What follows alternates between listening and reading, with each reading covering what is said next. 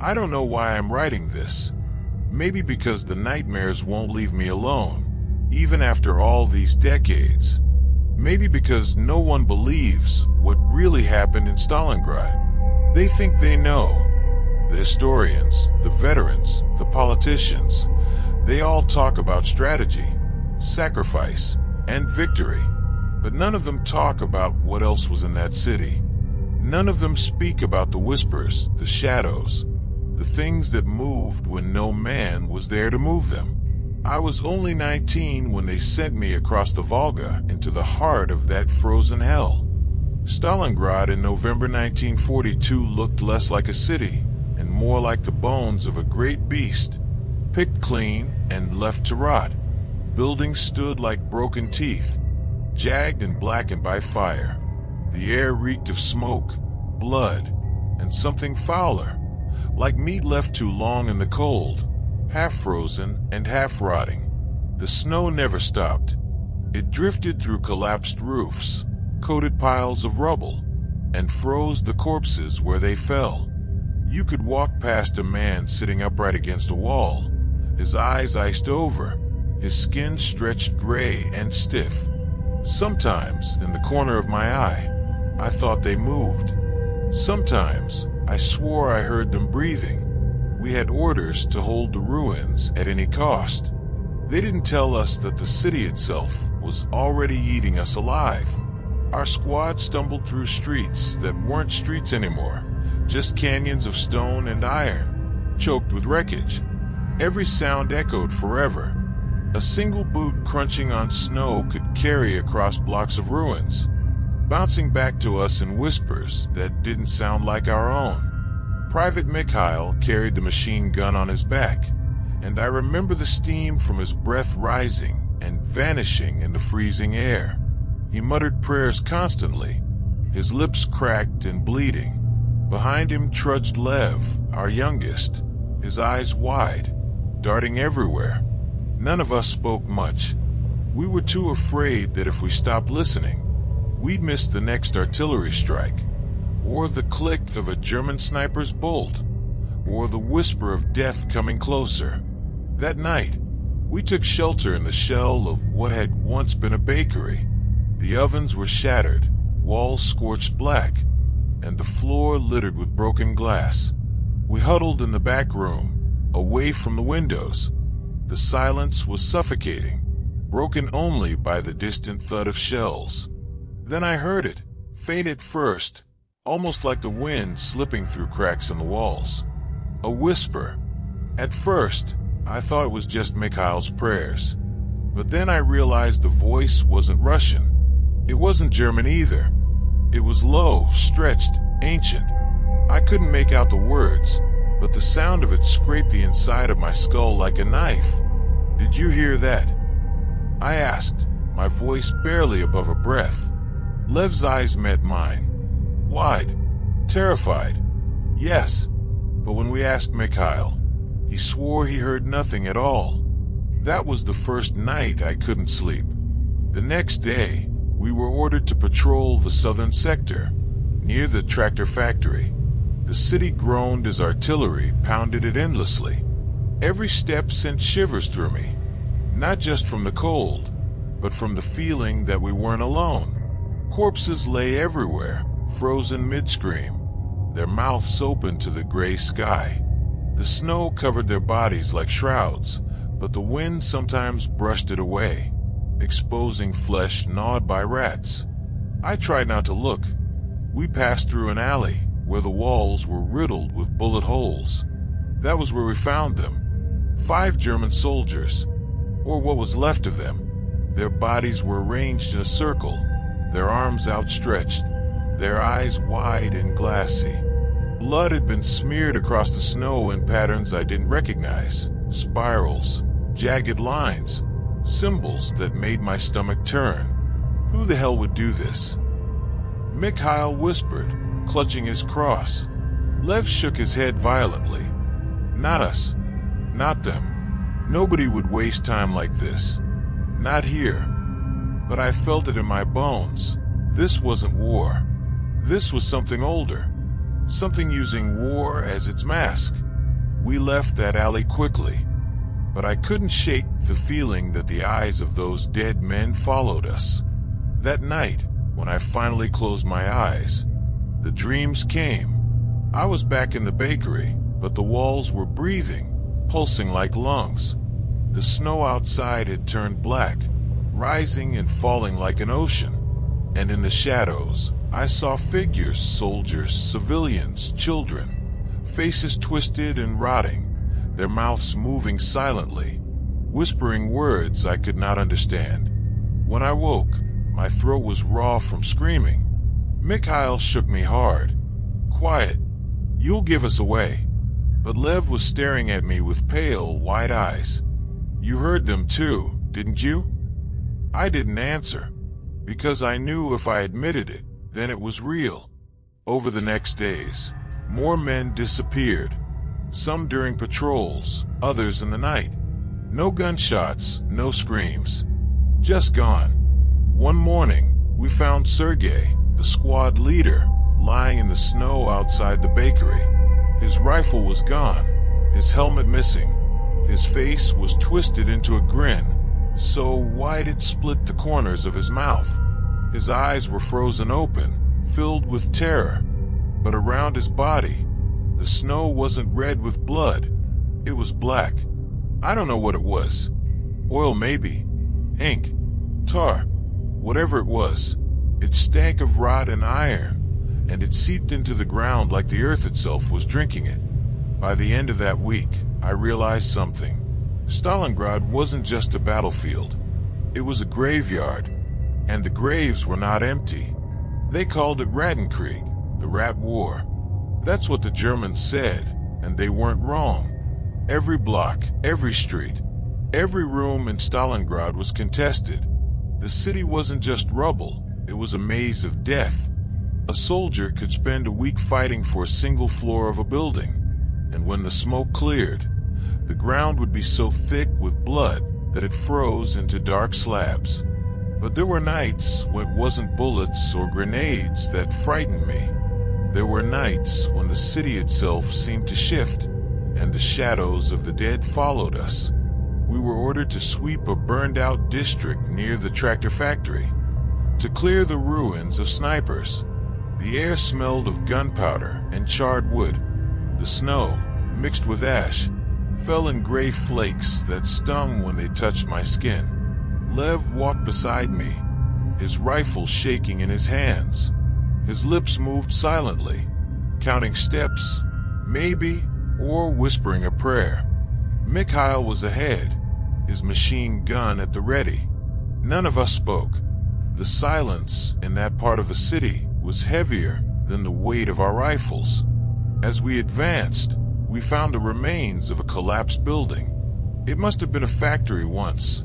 The walls were scorched black, the roof torn away by bombs.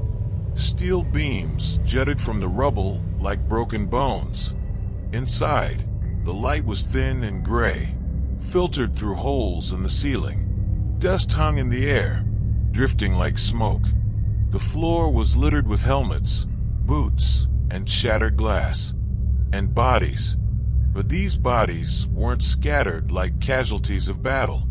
No, they had been placed, arranged. I froze, my stomach lurching. There were 6 of them, Soviet soldiers by their uniforms, lying in a perfect row along the wall. Their hands were folded on their chests, their eyes wide open, staring at nothing. The strangest part, their faces were eerily calm, as though they had gone willingly into death. Lev gagged and turned away. Mikhail muttered something I didn't catch, but I couldn't look away. The way their heads were tilted, the way their mouths were slightly open, it almost looked like they were trying to speak. Then I heard it, a whisper, not from Mikhail, not from Leviticus, from the bodies. It was faint, like the hiss of steam through pipes. My skin prickled, every hair on my body standing up. I stepped closer, my boots crunching over broken glass. "Don't," Mikhail hissed, pulling at my sleeve. "Don't go near them." But I couldn't stop myself. The whisper grew louder as I leaned in. It wasn't Russian. It wasn't German. It wasn't any language I knew. It was older, deeper. It felt like the city itself was speaking through them. And then, one of their eyes shifted. Just a flicker, a twitch.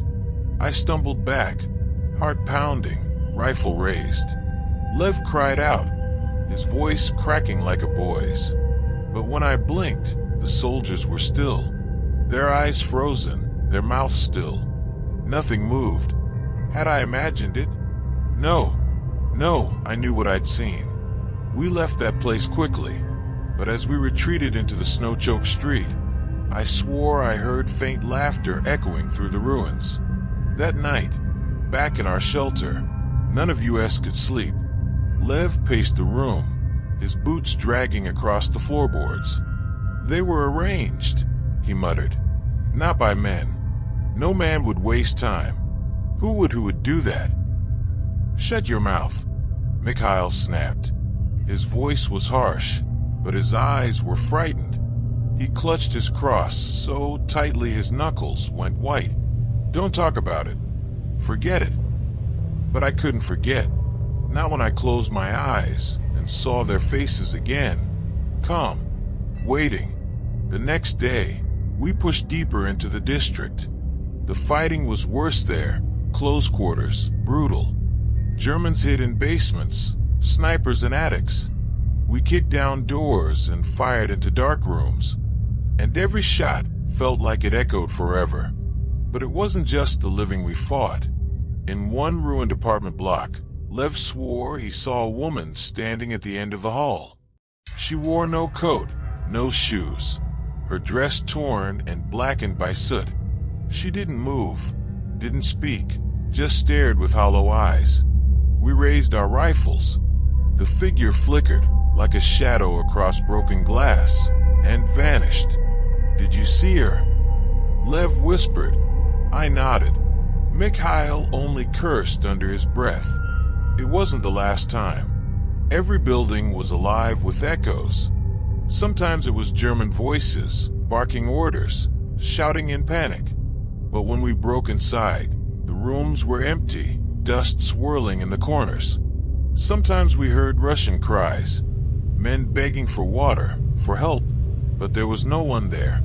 The city of ghosts. That's what we started calling it among ourselves. And every day, the line between the living and the dead grew thinner. One evening, as the sun bled red across the snow, we stopped in the upper floor of a ruined office building. The windows were shattered, the walls riddled with bullet holes. We sat in silence, chewing on frozen bread. Then Lev's head snapped up. Do you hear that? I froze. Yes, a sound rising through the floorboards. A chorus of voices, low and broken, chanting in unison. The three of us exchanged looks. Without speaking, we crept downstairs, rifles ready. The lower level was flooded with shadows. Our boots crunched on glass and plaster as we followed the sound. And there they were, dozens of men, some in Russian uniforms, some in German, kneeling in a circle in the dark. Their heads were bowed, their lips moving in perfect rhythm. My mouth went dry. Mikhail hissed through his teeth. They're dead. They're all dead. He was right. Their flesh was gray, their skin frozen stiff, their eyes empty. Yet they moved, their mouths opening and closing in that same chant. Then as one, they raised their heads, and they all looked at us. We ran. No orders, no discipline, just terror. We bolted up the stairs, through the ruined windows, into the snow outside. My chest heaved, my breath burning in the frozen air.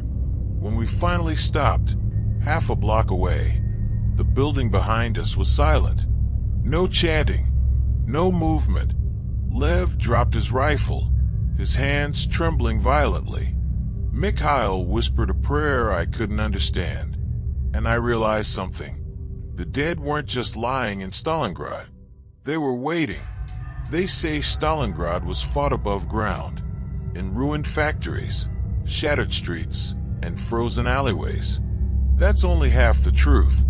The other half lived below, in the tunnels, the cellars, and the sewers. We called it the underworld, and that's exactly what it was.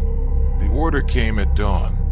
Our squad was to clear a sewer passage rumored to house German infiltrators. I would have preferred to face 10 machine gun nests in the open than crawl beneath the city like a rat. But orders were orders. The entrance was a broken hatch near the tractor factory. Rusted iron, half buried in snow. When we pried it open, a blast of air hit us. Damp, heavy, suffocating, and stinking of rot. Mikhail muttered a prayer and went first, his machine gun slung over his back. Lev followed, then me. The latter groaned beneath our weight. With each rung, the light of the ruined city above shrank until it was nothing but a gray coin in the distance. At the bottom, darkness swallowed us. The beam of my flashlight cut through the black, illuminating wet stone walls slick with slime. The water was ankle-deep, freezing, carrying with it scraps of filth, blood, and things I didn't want to look at too closely.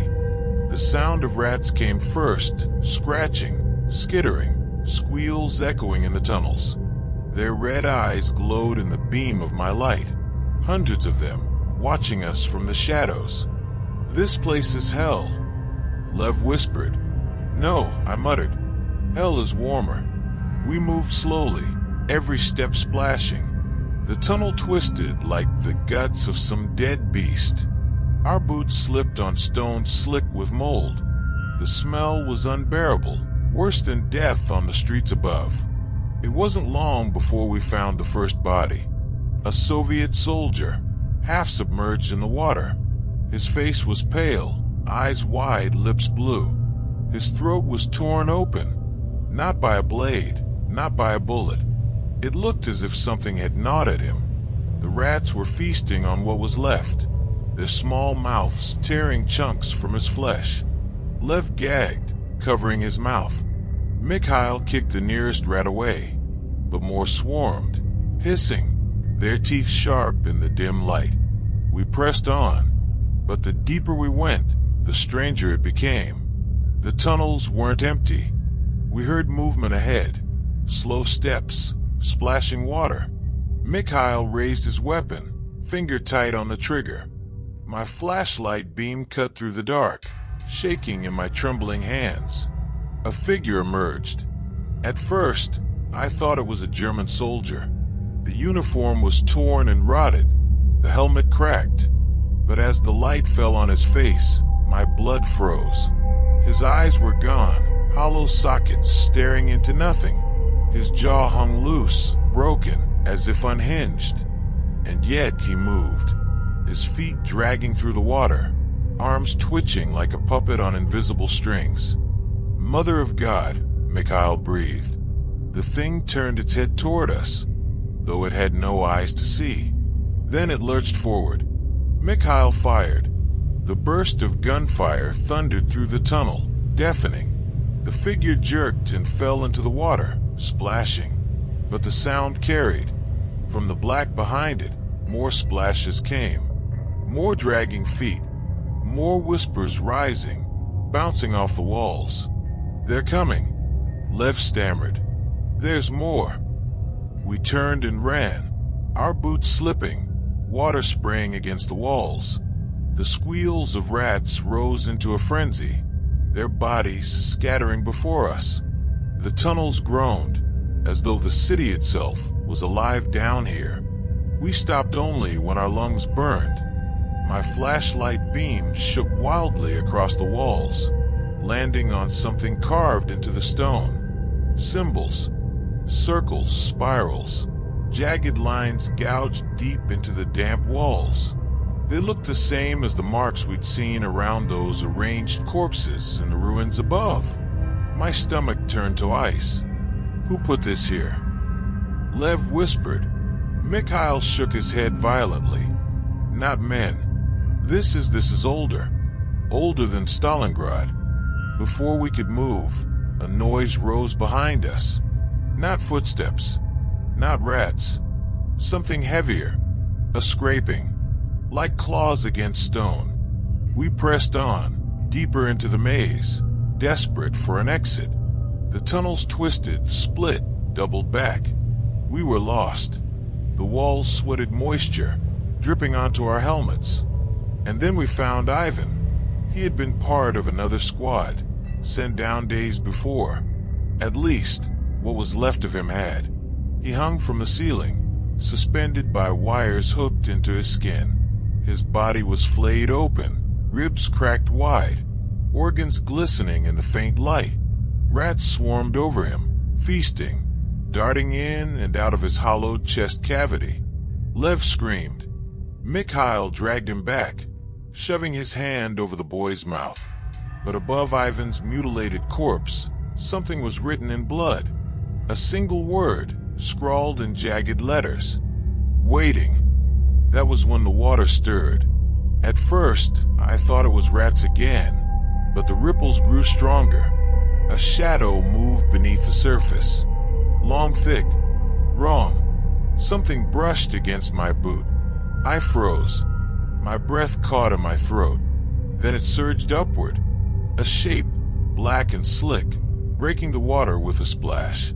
A face, if you could call it that, stared up at me. White eyes lidless. A mouth full of needle-like teeth. It shrieked, a sound like metal grinding against metal. I fired wildly, bullets sparking off stone. Mikhail's machine gun roared. The water exploded in foam and blood. The shape vanished, sucked back into the black depths. But the whispers grew louder. The tunnels shook, and I knew, whatever haunted Stalingrad above, it was nothing compared to what lurked below. We found an exit hours later, a rusted grate leading into a ruined basement. We burst through, gasping for air, crawling onto dry ground like men drowning. Lev collapsed against the wall, sobbing. Mikhail dropped to his knees, kissing the filthy floor. I sat in silence, my rifle shaking in my hands, the echoes of those whispers still gnawing at my skull. The underworld of Stalingrad was not empty. It was hungry. The Volga River. For most, it was a lifeline. For us, it was a graveyard. To bring supplies into Stalingrad, men had to cross its frozen skin under artillery fire, under machine guns, under the howling wind. We carried food, ammunition, and the dead. The ice cracked beneath our boots, echoing like gunfire in the endless dark. But after what I saw on that river, I knew the Germans weren't the only ones waiting for us. It was night. The snow fell in sheets, swept sideways by the wind. We carried crates of ammunition on our backs, bent low, shadows stumbling across the frozen expanse. The banks on both sides burned with artillery flashes, each explosion lighting the night for a heartbeat. I kept my eyes forward, focused on the distant dark shapes of the ruins on the far bank. But no matter how hard I tried, my gaze was pulled downward to the ice beneath me. The river wasn't solid. It groaned and cracked, alive under our boots. And through the cloudy surface, I saw shapes. At first, I thought it was just corpses frozen mid-sink. Soldiers in uniform, their arms outstretched, their mouths wide as if calling for help. Their hair floated upward, stiff with ice. But then one of them moved. A hand pressed against the ice, palm splayed, fingers twitching. The eyes rolled, blind and white, but the head turned toward me. I stumbled, nearly dropping my crate. Lev grabbed my arm. "You saw it too," he whispered, his breath fogging the air. "Yes," I croaked. But when I looked again, the figure was still. Just another frozen corpse. Halfway across, the wind howled louder. The ice beneath us groaned. Mikhail muttered prayers under his breath, eyes darting at the black shapes below. "Don't look down," he hissed. But I couldn't stop. None of us could. The bodies beneath the ice pressed closer, their faces distorted, their mouths forming words we couldn't hear. Their arms reached upward, fingers clawing, nails scratching faint lines in the frozen sheet. Whispers rose low, muffled, as if the river itself was speaking. Lev screamed suddenly, dropping his crate. His hands clawed at his helmet, his eyes bulging. "They're calling my name." We tried to hold him back, but he broke free, hurling himself onto the ice, pounding with his fists. The frozen layer cracked beneath him, spiderwebs spreading outward. Before we could grab him, the ice gave way. The river swallowed him whole. His scream was cut off instantly.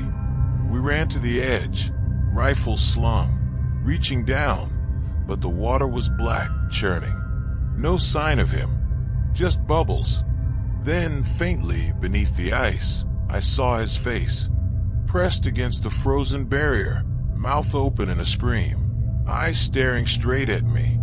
And behind him, dozens of others. Hands, faces, all clawing upward. The artillery began again.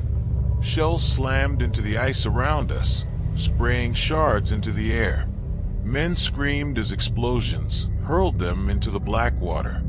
Some tried to crawl back, their fingers bloodied from scraping at the ice, but they were dragged down, yanked by something unseen. I fired blindly into the river, though I knew bullets wouldn't help. Mikhail grabbed my arm. "Run, run, or you'll drown with them."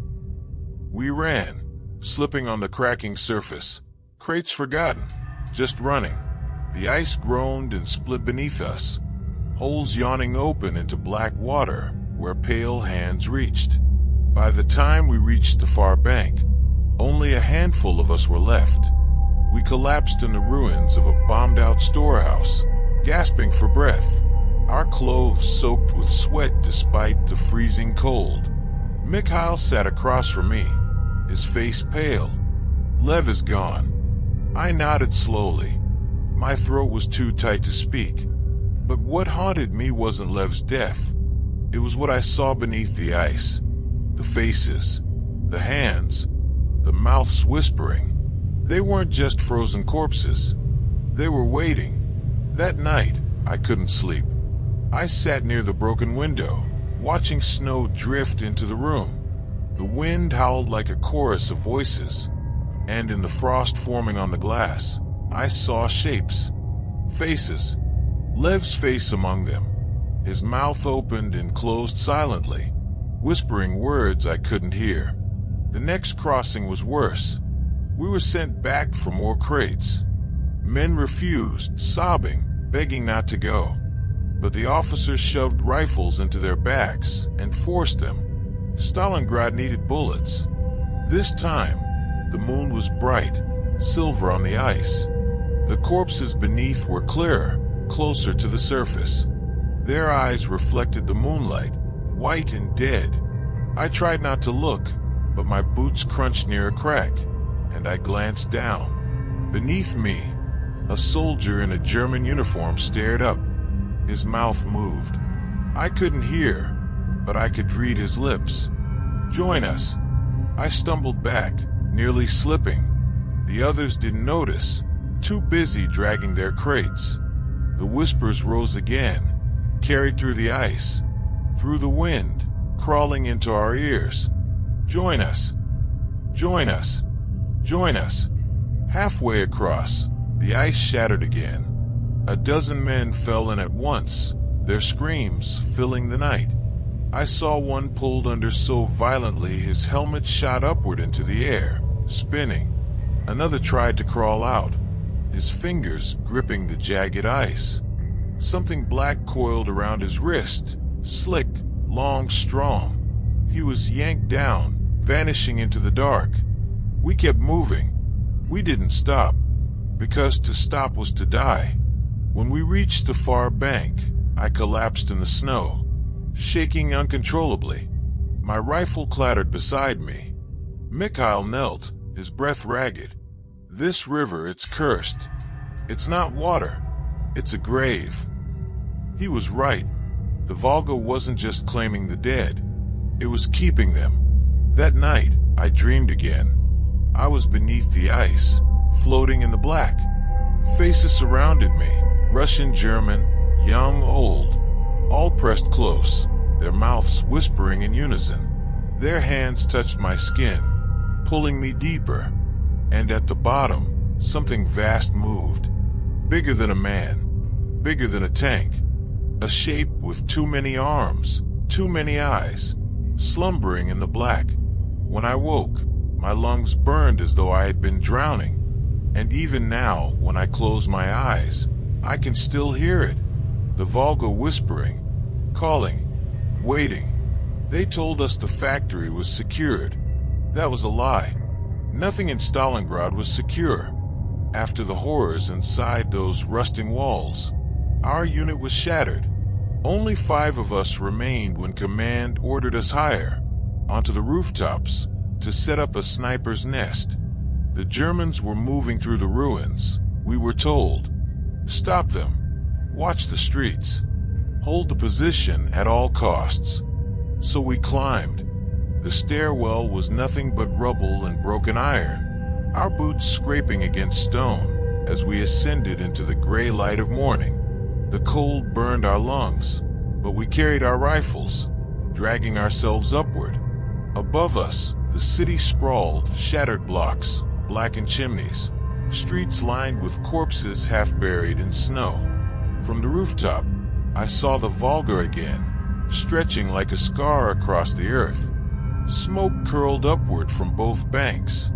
Frozen barges lay stuck in the ice like carcasses of whales. We built a nest from broken bricks and sandbags, huddled into the wind. My Mosin-Nagant rifle felt like an extension of my arms, would slick with frost. Beside me, Mikhail whispered prayers, his lips cracked, his face hollow. "You see them?" he asked, scanning the streets with binoculars. I squinted through my scope. At first, there was nothing, just ruined streets, burned-out tanks, corpses frozen mid-run. Then I saw it, a flicker of movement in a window opposite, a glint of glass. "Sniper," I muttered. I pulled the trigger. The rifle bucked against my shoulder, the sound echoing through the empty city. Dust and stone burst from the opposite wall, but no scream, no body, nothing. "Missed?" Mikhail asked. I shook my head slowly. No, it wasn't there. Because what I'd seen wasn't a man. It was a shadow. The hours dragged. Snow fell lightly, covering corpses like a shroud. The city was silent, too silent. And then, the whispers began again. At first, I thought it was the wind, whistling through broken chimneys. But no, this was different. Words. Russian words, German words, voices mingling together. "They're calling," Mikhail muttered. His binoculars trembled in his hands. I looked through my scope again, and I saw them. In the ruins opposite us, figures moved. Not men. Shadows.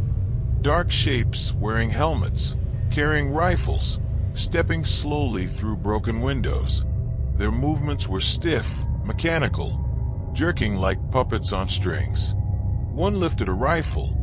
I ducked as a bullet cracked past my ear, shattering brick. They're firing back. Mikhail shouted, raising his rifle. I pulled up again, scanning the window. The figure was still there. Pale face, hollow eyes, rifle aimed directly at me. I squeezed the trigger. The figure's head exploded in a burst of dust. But when the smoke cleared, the window was empty. No body, no blood, nothing. And then he appeared again, 2 windows over. Same pale face, same hollow eyes. I fired again, and again. Each shot found its mark, but every time, the figure reappeared somewhere else. Unstoppable, unkillable. Night fell. The cold deepened. We huddled together in a nest, afraid to sleep. Across the rooftops, we saw them. More figures, dozens, standing in broken windows, on rooftops, across streets. All snipers, all staring at us. Their rifles gleamed in the moonlight. Their helmets glowed pale white. "They're dead," Mikhail whispered, his voice trembling. "Dead Germans, dead Russians, snipers who never left." The figures raised their rifles in unison. We fired first. Our rifles cracked, echoing through the night. Shadows shattered like smoke, dissolving into the air. But more came, always more. A bullet grazed my cheek, hot blood mixing with the freezing air. Another tore through the shoulder of one of our men, dropping him into the rubble. He didn't even scream, just stared, his face pale, before whispering, "They see us." Then he was gone, dragged backward by invisible hands, pulled into the shadows. Hours blurred into madness. I fired until my rifle was empty, my fingers numb, my ears ringing. Mikhail screamed curses into the night, firing wildly, blood streaming from a wound on his scalp. But it didn't matter. The snipers kept coming. Through the scope, I saw faces I recognized. Not just Germans, Russians too. Friends, comrades who had died days before. Leviticus, my childhood friend, his pale eyes staring back at me, rifle in hand. I screamed, throwing down the rifle, clutching my head. "You're dead. You're dead." But he only raised his weapon. The bullet missed me by inches, cracking into the brick. When the sun finally rose, the figures were gone. Just snow, rubble, silence. Our nest was littered with shell casings, our rifles empty. Only two of us remained, me and Mikhail. He was silent now, staring blankly at the Volga, lips moving in a soundless prayer. I touched his shoulder. "We need to move." He didn't respond. When I looked closer, I saw the bullet hole in his forehead. Frozen blood streaked down his face. His hands were locked around the rifle, eyes wide, still staring through the scope at something only he could see. I staggered back, heart pounding. He had been dead for hours, and yet, all night, I had heard his voice beside me. That was when I knew. The snipers of Stalingrad weren't men anymore. They were ghosts, shadows of the city, watching, waiting, and one day I knew I would join them. Food was gone, bread gone, potatoes gone, rats gone. Even the dogs that once howled at night had vanished, eaten or fled into the ruins. All that was left were men, hungry men. Hunger is a bullet inside your stomach, a gnawing that never stops. At first, you dream of bread, warm soup, a mother's kitchen. Later, you dream of raw meat, of tearing it with your teeth, of blood dripping down your chin. Hunger turns men into animals. And in Stalingrad, animals didn't survive long. It was Mikhail's idea. Or maybe it wasn't. Maybe it was the city whispering through him. By then, I wasn't sure which voices were real anymore. We were four now. 4 starving men huddled in a burned-out apartment. The windows covered with frozen rags. The walls painted black with soot. Snow blew through cracks in the roof, landing on our ragged blankets. One of us, Sasha, was dying. His legs were rotting, flesh black with frostbite. The smell was unbearable. Mikhail sat across from him, eyes hollow. "He's gone already," he whispered. "Why waste him?" The room fell silent. I shook my head violently. "No, we're soldiers, not animals." But even as I said it, my stomach clenched. I could feel saliva pooling in my mouth. I hated myself for it. That night, I dreamed of meat. Not bread, not soup. Meat, Thick, red, dripping meat. When I woke, Sasha was dead. His eyes stared blankly at the ceiling, mouth open in a silent scream. The room was colder than death itself. Mikhail moved first. Quiet, calm. He pulled his knife from his boot, leaned over the body, and began to cut. The sound was wet. The other man, Pavel, turned away, gagging. I sat frozen, bile rising in my throat. Mikhail looked up at me, his face calm, almost serene. "You want to live? Then eat." I don't remember when I took the first bite. Maybe it was later that night, when the cold gnawed at my bones. Maybe it was days later, when I was too weak to hold my rifle. But I know I ate. We all did. The meat was tough, stringy, foul with rot. The taste coated my tongue, bitter and metallic. My stomach twisted, but my body welcomed it. We ate until there was nothing left but bones. After that, something changed in Mikhail. He grew stronger. His eyes no longer sagged with exhaustion. His voice carried a strange calm, as if he had accepted something the rest of us feared to admit. At night, he would whisper, staring into the darkness. "The city wants us to feed. It keeps us alive for a reason." Pavel grew weaker. He vomited constantly, unable to keep the meat down. His skin hung loose on his bones, his eyes sunken. One morning, I woke to find him gone. His blanket lay empty, his rifle abandoned. We found him 2 days later, hanging from a rusted pipe in the stairwell, his body frozen stiff. Mikhail smiled. "The city provides." We didn't bury him. We didn't burn him. We ate him. After that, the line between man and beast vanished. The hunger never ended. It grew. It spread like infection. My mind filled with visions of blood and raw flesh. I dreamed of chewing through muscle, of gnawing on bones, of licking frozen marrow from cracked ribs. Mikhail spoke of it openly now, his voice calm and priestly. The dead belong to the living. This city doesn't let us choose. If we don't eat them, something else will. He was right, because sometimes, when we left a body in the ruins, it didn't stay there. Sometimes, the next night, we would see it walking again. I'll never forget the first time. We had dragged Sasha's bones to the snow outside, scattered them in the rubble. But a week later, I saw him. Not whole, not alive. His body shuffled through the ruins. His chest caved in. His legs bent wrong. His eyes glowed faintly in the dark, his jaw hanging open. He moved toward us, arms outstretched, as if begging for food, or offering himself again. Mikhail didn't hesitate.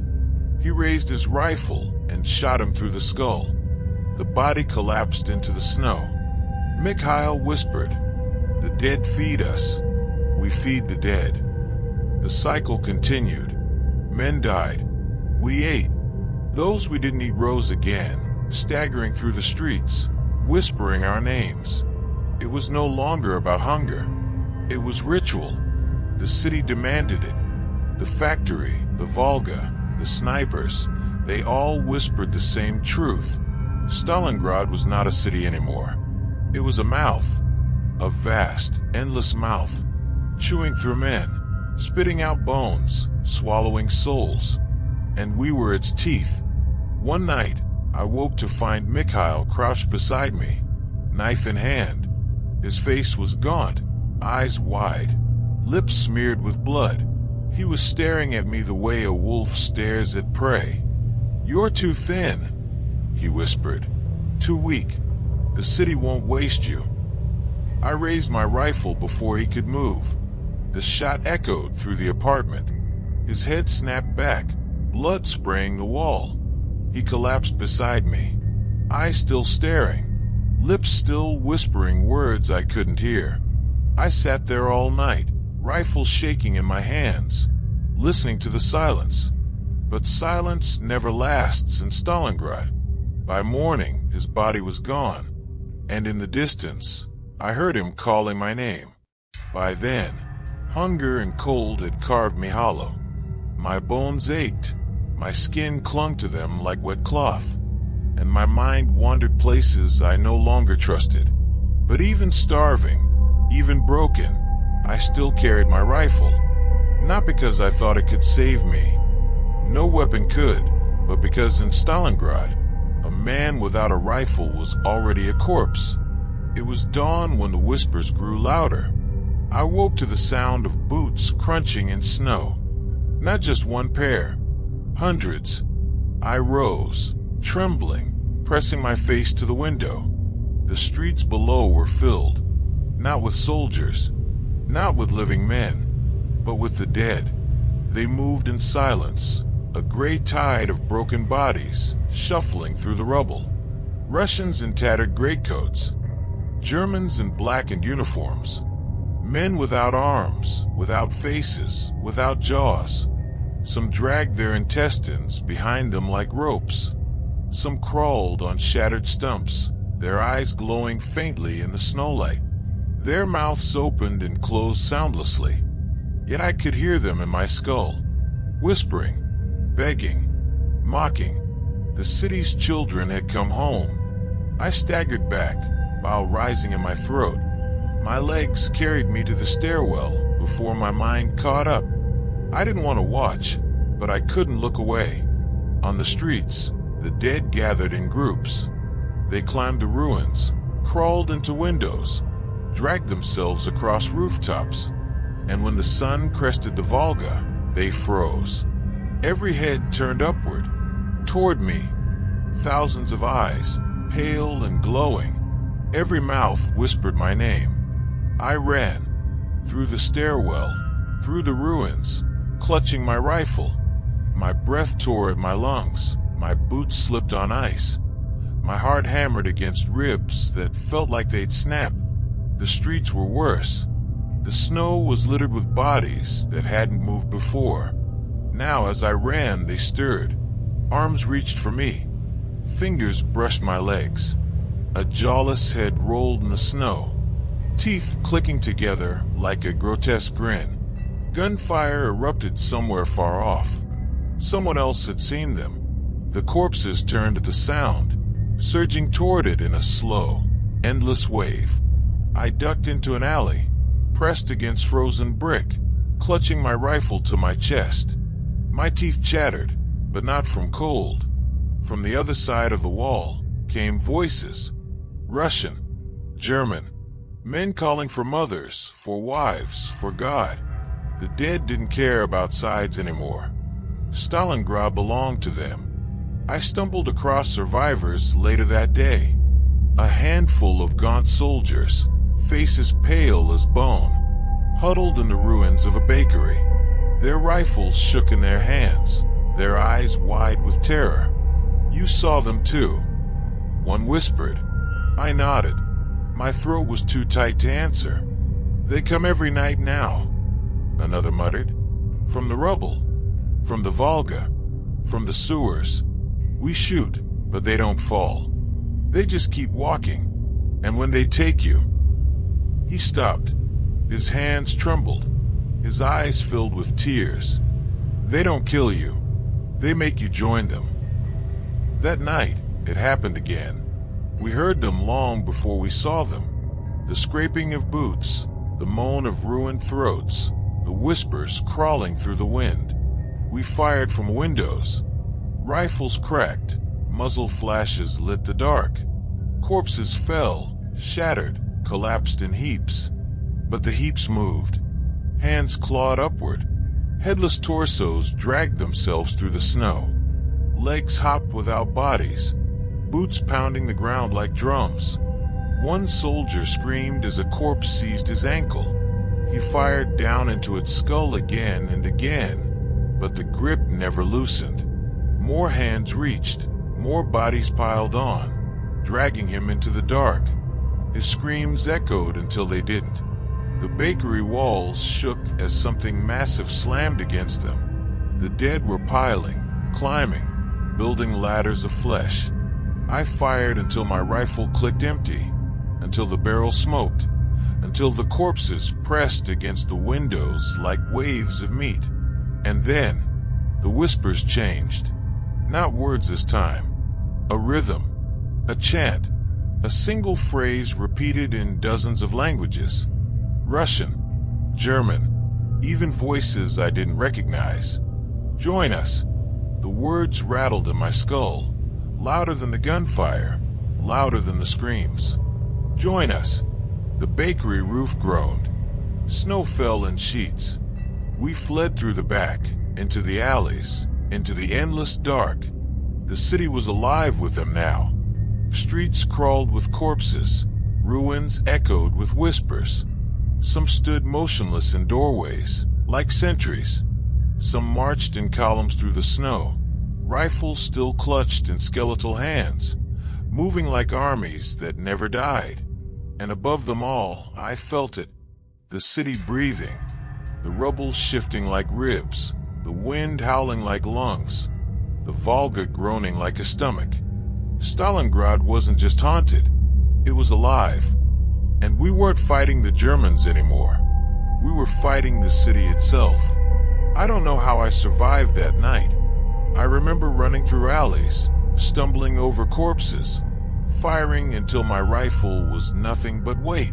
I remember falling into snow, too weak to rise, whispers closing in from every side. And then I woke in the ruins of a church alone. The dead were gone, as if they had never been. But they had left something behind. On the wall above the altar, scratched deep into the stone, were words in a dozen languages. Russian, German, English, all saying the same thing. You will never leave. They told us it was the end, the last assault, the push that would decide whether Stalingrad stood or was buried forever beneath the snow. By then, we didn't believe in victory. We barely believed in survival. But orders were orders, and in this city, disobedience was rewarded with a bullet in the back. So, gaunt and hollow-eyed, we gathered what strength remained and prepared to march into hell. The commanders barked their words, but their voices shook. Even they had seen the things that walked in the rubble. Even they knew we weren't fighting Germans alone. When the whistle blew, we moved. The streets swallowed us. Snow fell heavy, muting the world. Tanks rumbled like dying beasts, their treads grinding over frozen corpses that cracked like porcelain. Artillery thundered, but the echoes felt strange, swallowed too quickly, as though the city itself devoured the sound. We advanced past shattered buildings, past walls painted with frozen blood, past corpses lined like grotesque milestones. But then the corpses moved. First a hand twitched, then a jaw clicked, then eyes opened, dozens, hundreds, glowing pale in the snowlight. The dead rose around us. Panic tore through the ranks. Soldiers screamed, firing wildly. Mortar crews abandoned their guns. Machine gunners cut down both corpses and comrades in their frenzy. Still, the officers screamed for us to push forward, not because they believed, because they feared what would happen if we stopped. So we advanced, step by step, over corpses that clawed at our boots, through streets where whispers echoed from the walls. The enemy was everywhere, not just Germans, not just Russians, not just the dead. The city itself fought us. Windows gaped like mouths, spitting snow that blinded and burned. Streets shifted, narrowed, and split. A building collapsed without warning, burying a platoon under screaming rubble. The city was closing its jaws. We reached the square at dusk. What had once been a fountain stood at its center, now a pit of ice filled with bodies, some frozen, some writhing, all whispering. Our orders were simple: hold the square until reinforcements arrived. But there were no reinforcements, only the dead. They came from every street, every alley, every ruin. crawling, stumbling, surging. Some still carried rifles. Some carried nothing but their own severed limbs. Some were headless, yet they marched, guided by something unseen. We formed a circle. Machine guns roared. Rifles cracked. Grenades turned the snow into storms of red. And still they came. Night fell. The whispers grew louder, drowning out gunfire, drowning out screams. They weren't just voices anymore. They were thoughts. Not mine. Not my comrades'. Something older, something buried in the city's bones. It spoke through the mouths of the dead, through the mouths of my friends. When one soldier fell, his corpse rose again within moments, whispering the same phrase as the rest. Join us. The circle shrank. Men fired until barrels melted. Knives flashed, bayonets stabbed, fists swung. And still, the dead pressed closer. A comrade beside me screamed as a corpse tore open his throat. He fell into the snow, clutching his wound. For a moment, he looked at me, eyes pleading, and then he rose, his lips still dripping blood. He turned, rifle in hand, and aimed at me. The square became a slaughterhouse. Men turned on men. Dead turned on living. Living joined the dead. I don't remember firing anymore. I don't remember screaming. I only remember the cold, the endless cold, and the whispers. Somewhere in the chaos, I saw them. Figures standing at the edges of the square, untouched by bullets, untouched by fire. Tall, thin, wrapped in shadows that bent the snowlight. Their faces were veiled, their eyes empty sockets that glowed faintly. They raised their arms, and the dead surged harder. The city had masters, and we were their feast. The line broke.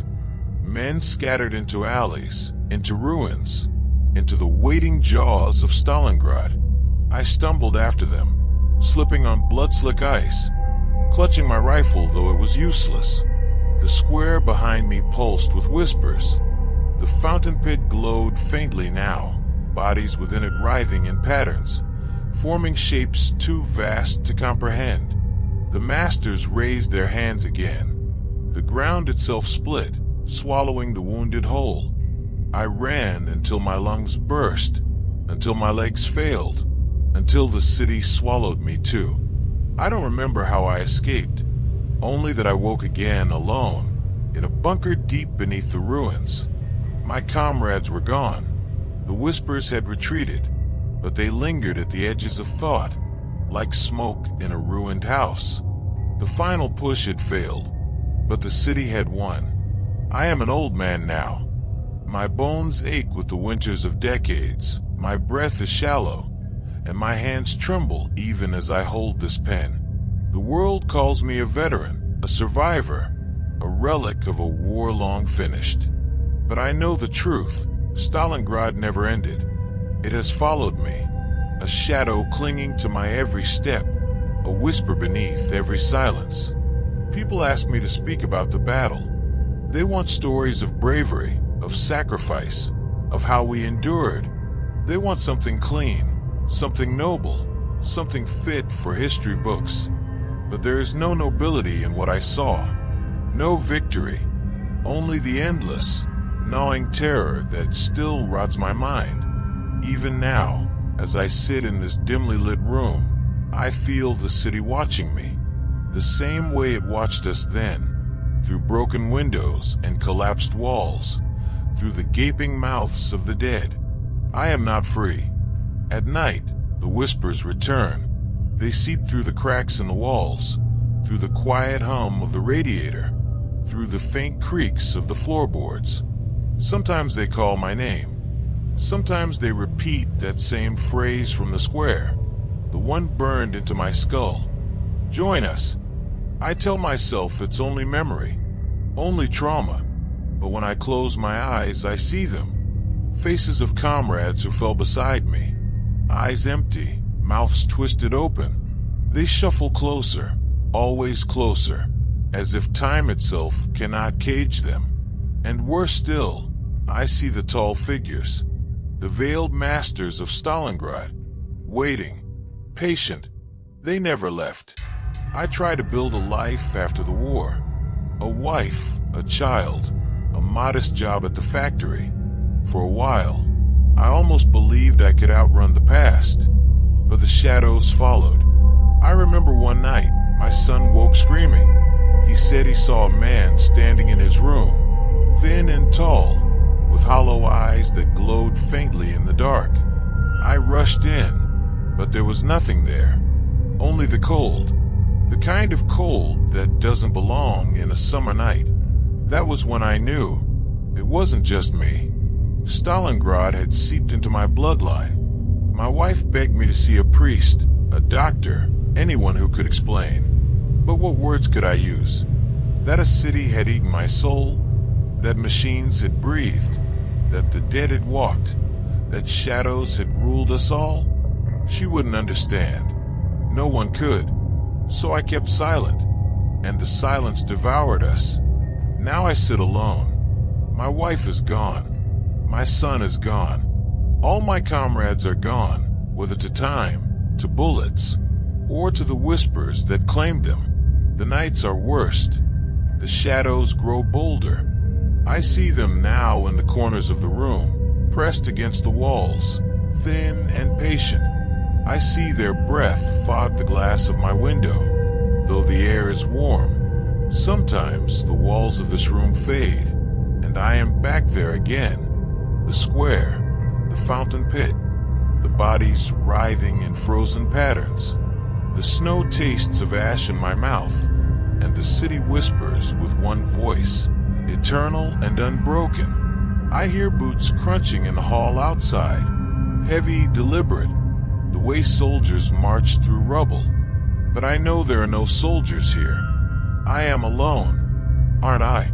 You want to know the truth about Stalingrad? The truth is that it never ended.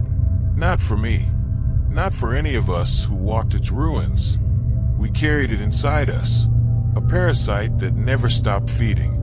The world thought the battle was won, that history moved on. But history lies. Stalingrad was not just a battle. It was a wound, a door, and I fear that door is still open. Sometimes, when I listen closely enough, I hear more than whispers. I hear the groan of machinery, the clank of gears turning, the faint grinding of presses chewing bone. I hear the dead marching, boots in perfect rhythm, closer and closer. I know what it means. The city is waking again.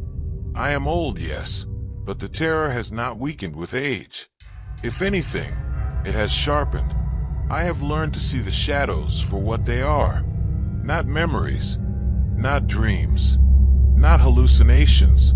They are scouts, messengers, harbingers of something larger, something that once fed on a city of 1,000,000 souls and still hungers. When I die, they will claim me. I have no illusions. The dead of Stalingrad will rise from the snow once more, and I will walk among them. But I wonder, when they come again, will they stop at Stalingrad? Or will the whole world hear the whisper that has followed me all these years? Join us. The lamp on my desk flickers. The shadows lean closer. I hear boots again in the hall, dragging something heavy across the floor. I know they have come for me, and as the cold closes in, I realize the truth I have always feared. War never ends. Stalingrad never ended.